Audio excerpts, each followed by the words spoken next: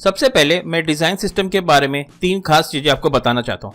सबसे पहला है कि आज जो इंडिया में अगर आप बड़े सिटीज देखो जैसे कि मुंबई, दिल्ली, पुणे या बैंगलोर, वहां पे अगर आप एक नॉर्मल यूआई डिजाइनर हो और 6 साल का एक्सपीरियंस है आपको, तो आप 80,000 तक की सैलरी एक्सपेक्ट कर सकते हो। वही अगर आप डिजाइनर हो और डिजाइन सिस्टम के बारे में जानते हो, उसको कैसे यूटिलाइज करना ये जानते हो, तो आपकी सैलरी 95,000 से 1 लाख तक जा सकती है। और अगर आपको पता है कि डिजाइन सिस्टम कैसे बनाते हैं और आपको बनाना आता है, तो 6 साल के एक्सपीरियंस में ही आपकी सैलरी 1,20,000 के ऊपर जा सकती है। ये सच्चाई है क्योंकि मेट्रो सिटी में ज्यादा सैलरी मिल रही है उन यूआई डिजाइनर को जिनको डिजाइन सिस्टम के बारे में पता है। जोर जोर से बोल के लोगों को स्कीमें बता दे। दूसरी बात, अगर आप नौकरी और लिंक्डइन जैसे वेबसाइट पे देखोगे तो वहां पर भी 20,000 से ज्यादा जॉब आपको मिलेगी यूआई डिजाइनर के लिए जिनको डिजाइन सिस्टम का नॉलेज होना चाहिए। तो बहुत ज्यादा स्कोप है। अगर आप देखोगे जियो, नेस्डेक, मास्टरकार्ड, पेपाल, सब बड़ी बड़ी कंपनियां यूआई डिजाइनर हायर कर रही है जिनको डिजाइन सिस्टम का नॉलेज होना चाहिए। कल से तुम काम पर आ जाओ। तीसरी बात है, मेरा एक फ्रेंड है जो दिल्ली से है जिसका नाम है सूरज कनौजिया। बंदे ने सिर्फ बीकॉम किया है, no IIT, no IIM, no computer science. बंदे को 7.5 साल का एक्सपीरियंस है, सीनियर यूआई डिजाइनर है। अब उसने क्या किया, खुद का डिजाइन सिस्टम बनाया और पोर्टफोलियो में डाला। तो उसे कॉल आया बोइंग कंपनी से। बोइंग कंपनी जो एयरक्राफ्ट के इक्विपमेंट्स बनाती है। बंदे को सिर्फ 7.5 साल का एक्सपीरियंस है और बोइंग कंपनी ने उसे हायर किया एज हेड ऑफ डिजाइन। अब बंदे की सैलरी 5,80,000 मंथली है। आप देख सकते हैं कितना ज्यादा यहाँ पे स्कोप है अगर आप डिजाइन सिस्टम के बारे में जानते हैं।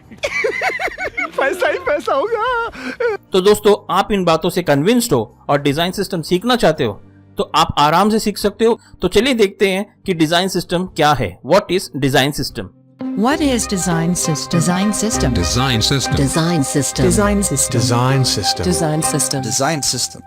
आसान शब्दों में समझते हैं।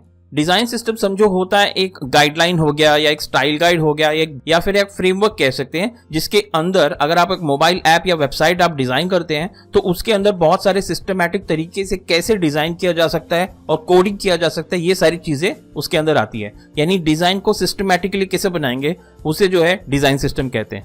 इसमें यूआई के बहुत सारे कंपोनेंट्स होते हैं जो डिजाइनर यूज करते हैं और कोडिंग के बहुत सारे कंपोनेंट्स होते हैं जो डेवलपर यूज करते हैं। होता क्या है कि जब एक ही टीम में बहुत सारे लोग काम करते हैं तो वो सारे अलग अलग तरीके से काम करते हैं, तो डिजाइन जो है कंप्लीटली जम्बल हो जाता है, वो कंसिस्टेंसी नहीं रहती डिजाइन में। इसीलिए डिजाइन सिस्टम का इस्तेमाल किया जाता है। यहाँ पर हम बेसिक एग्जाम्पल के साथ समझने की कोशिश करते हैं। समझ लीजिए 2 डिजाइनर हैं, कार्तिक और वरुण। कार्तिक और वरुण ई कॉमर्स जैसी कंपनी जैसे कि फ्लिपकार्ट है वहां काम करते हैं। दोनों ही यूआई डिजाइनर है। कार्तिक को काम दिया गया लॉगिन स्क्रीन डिजाइन करने के लिए और वरुण को काम दिया गया प्रोडक्ट लिस्टिंग के लिए। अब दोनों ने जो डिजाइन तो किया, बट दोनों का अगर आप डिजाइन कंपेयर करोगे तो दोनों में बहुत ज्यादा फर्क है। दोनों ने बटन के साइजेस अलग ले लिए हैं, कलर का शेड्स अलग अलग है, फॉन्ट साइज अलग है, एरर मैसेज अलग से दिया हुआ है, स्पेसिंग है, पैडिंग है, मार्जिन है, दोनों डिजाइन में कंप्लीटली डिफरेंट है। तो यहाँ जरूरत पड़ती है डिजाइन सिस्टम की। तो फ्लिपकार्ट ने क्या किया, उन्होंने अपना खुद का एक नया डिजाइन सिस्टम बनाया और उन्होंने दोनों डिजाइनर को दिया ताकि डिजाइन जो हो वो कंसिस्टेंट हो। अब डिजाइन सिस्टम में खास करके 4 एलिमेंट्स होते हैं: visual language, components, pattern library और डिजाइन आर्टिफैक्ट्स। अगर इन चारों चीजों को आप समझ गए तो आप डिजाइन सिस्टम आराम से सीख सकते हो। यहाँ पे बेसिक एग्जांपल के साथ मैं समझाता हूँ। समझो कोई फॉर्म डिजाइन के लिए आप इनपुट बॉक्स डिजाइन कर रहे हो, तो अगर मैं विजुअल लैंग्वेज यहाँ पे बोलूँ तो यहाँ पर इनपुट बॉक्स आप डिजाइन करोगे तो उसमें बॉर्डर कलर क्या होगा, बॉर्डर का रेडियस क्या होगा, स्ट्रोक क्या होगा, स्ट्रोक कितना पिक्सल का होगा, उसमें फॉन्ट साइज कैसे यूज करेंगे, प्लेस होल्डर कलर क्या होगा, टेक्स्ट के साइज क्या होंगे, ये सारी चीजें जो विजुअली दिखाई दे रही है यानी इंटरफेस जो सामने दिखाई दे रहा है, ये विजुअल लैंग्वेज जो है आप डिजाइन सिस्टम से कॉपी कर सकते हो। उसी तरीके से अगर हम कंपोनेंट्स को समझे तो इनपुट बॉक्स के एग्जांपल में हम देखेंगे कि यहाँ जो प्लेस होल्डर है इसका पैडिंग क्या है, मार्जिन क्या है, ये लेफ्ट अलाइन होगा कि राइट अलाइन होगा, लेबलिंग कैसे करेंगे, लेबलिंग ऊपर होगा इनपुट बॉक्स के या नीचे होगा, इसका जो कंटेंट है वो कैसे दिखाई देगा, एंटर या पासवर्ड रहेगा या सिर्फ पासवर्ड रहेगा। तो ये सारी चीजें कंपोनेंट्स के अंदर आती है, ये भी आपको डिजाइन सिस्टम के अंदर मिलेगी। इसके बाद होता है पैटर्न, यानी अलग अलग कंपोनेंट्स को मिला के जो पैटर्न बनता है वो यहाँ पे यूज किया जाता है। जैसे कि अगर इनपुट बॉक्स के एग्जांपल में ही अगर हम देखें तो पासवर्ड के इनपुट बॉक्स में अगर एरर मैसेज आएगा तो वो कहाँ दिखाई देगा, कितनी दूर दिखाई देगा, किस तरह का मैसेज होगा, मैसेज के साथ आइकन होगा या नहीं होगा, तो फोकस्ड टेक्स्ट फील्ड कैसे दिखेगा, अनफोकस्ड टेक्स्ट फील्ड कैसे दिखेगा, ये सारी चीजें पैटर्न में देखी जाती है। साथ में एक पैटर्न फॉलो किया जाता है कि सबमिट बटन पहले आएगा या कैंसिल बटन पहले आएगा। ये सारा जो पैटर्न है ये डिजाइन सिस्टम के अंदर डॉक्यूमेंटेशन के साथ आपको मिलता है, इसीलिए डिजाइनर को ये यूज करना चाहिए। चौथा है डिजाइन आर्टिफैक्ट। ये बेसिकली कोडर्स लोग जो है, कोडर डेवलपर्स हैं, वो यूज करते हैं। इसमें जो भी डिजाइन है, जैसे अगर इनपुट बॉक्स की बात करें उसको अगर कोडिंग में लिखना है तो CSS में अगर लिखेंगे या iOS के लिए बनाएंगे या एंड्रॉयड के लिए बनाएंगे तो किस तरह का नेमिंग कन्वेक्शन होगा, क्या स्टाइल्स डिफाइन करेंगे, क्या क्लासेस डिफाइन करेंगे, ये सारी चीज़ें डेवलपर को देखनी पड़ती है। इसीलिए ये चारों जो एलिमेंट्स है ये बहुत इंपॉर्टेंट है अगर आपको डिज़ाइन सिस्टम सीखना है, जैसे कि विजुअल लैंग्वेज, कंपोनेंट, पैटर्न और डिज़ाइन आर्टिफैक्ट। इसी तरीके से आप डिज़ाइन के दूसरे एलिमेंट्स को भी देख सकते हैं, जैसे कि बटन्स है या नेविगेशन है या कैलेंडर है या टैग्स है या पेजिनेशन है या ड्रॉप डाउन मेनू है या समझो टेबल है। तो ये सारे अलग अलग एलिमेंट्स डिज़ाइन सिस्टम में आपको मिलते हैं। अब मैं कहूँगा कि डिज़ाइन सिस्टम सिर्फ डिज़ाइनर ही मोबाइल ऐप के लिए या वेबसाइट के लिए इस्तेमाल नहीं करते हैं। आपके टीम में जो मार्केटिंग के लोग होते हैं, सेल्स के टीम होते हैं या प्रमोशन के लोग होते हैं या ग्राफिक डिज़ाइनर भी है, वो भी इसी डिज़ाइन सिस्टम का इस्तेमाल करके प्रेजेंटेशन बनाते हैं और डिज़ाइन का काम करते हैं।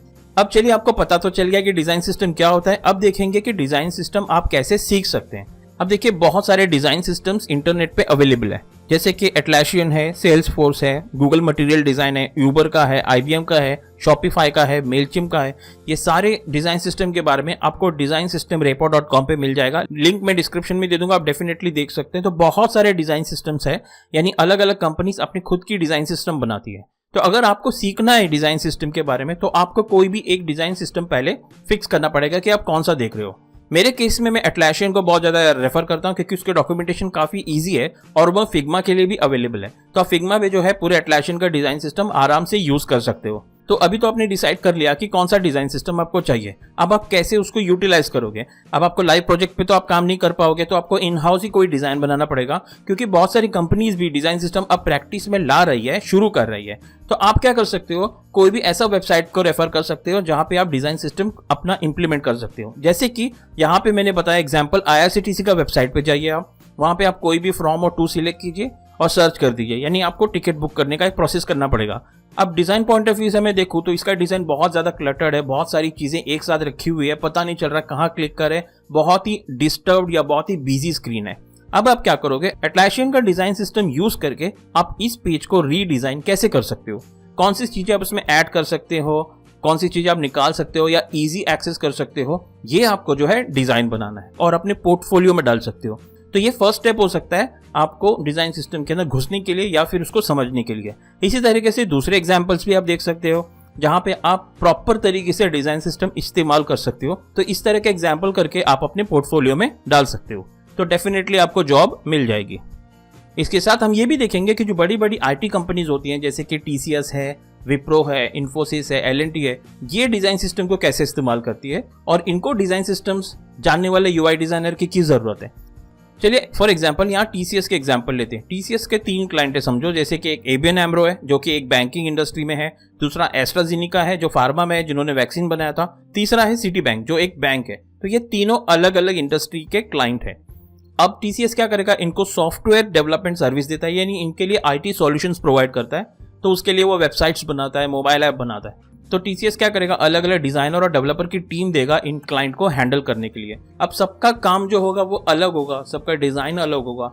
तो इसके लिए TCS बेटर क्या करेगा कि वो एक डिजाइन सिस्टम बनाएगा अपना खुद का, जिसमें वो क्या करेगा, अपने डिजाइनर्स को कहेगा कि भाई हर एक क्लाइंट के लिए हम इसी तरह का डिजाइन देंगे। डेफिनेटली उनका जो है ब्रांड गाइडलाइन फॉलो किया जाएगा, बट बाकी जो डेवलपमेंट की पार्ट है या जो फंक्शनल पार्ट है वो सारे हम एक ही डिजाइन सिस्टम का इस्तेमाल करके बना सकते हैं। इसीलिए TCS भी ऐसे UI डिजाइनर देखेगा जिसको डिजाइन सिस्टम का नॉलेज हो। इसी तरीके से दूसरे जो कंपनीज है वो भी ऐसे UI डिजाइनर को ढूंढती है जिनको थोड़ा बहुत तो डिजाइन सिस्टम का नॉलेज होगा।